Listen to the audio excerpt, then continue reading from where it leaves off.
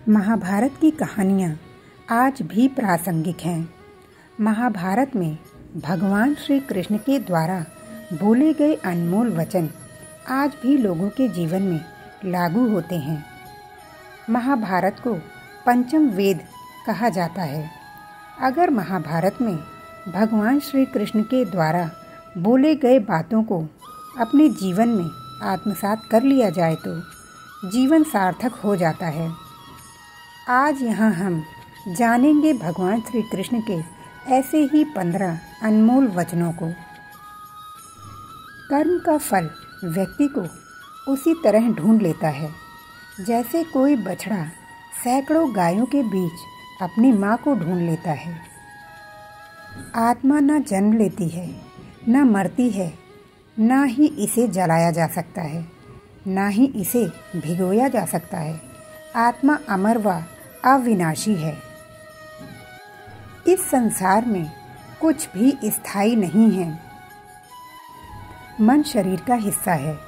सुख दुख का एहसास करना आत्मा का नहीं, शरीर का काम है। मान अपमान, लाभ हानि, खुश होना दुखी होना सब मन की शरारत है। जब यह संसार ही स्थायी नहीं है तो इस संसार की कोई वस्तु कैसे स्थायी हो सकती है। भगवान श्री कृष्ण कहते हैं, मैं सभी जीवों में विद्यमान हूँ। मैं चींटी में भी विद्यमान हूँ और हाथी में भी।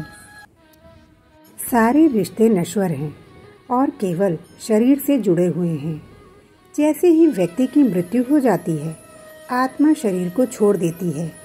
आत्मा का शरीर से जुड़े रिश्तों से कोई नाता नहीं रह जाता है।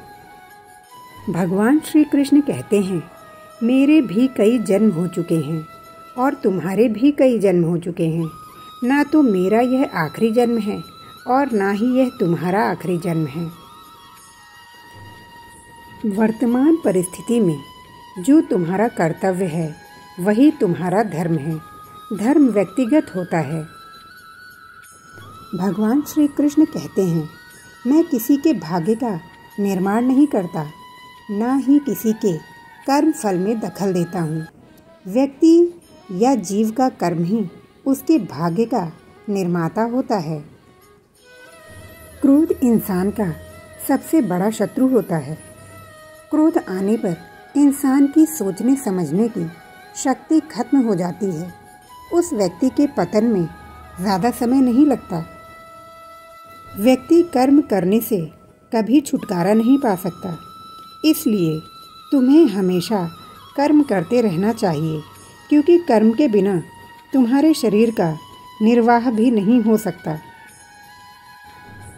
परिवर्तन ही संसार में स्थायी है, इसलिए परिवर्तन से घबराना नहीं चाहिए।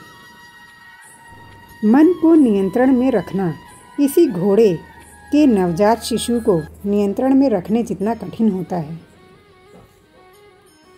दोस्तों, जल्द ही फिर मिलते हैं श्री कृष्ण के कुछ अनमोल विचारों के साथ। तब तक कर्म करते रहिए, मगर फल की इच्छा मत कीजिए।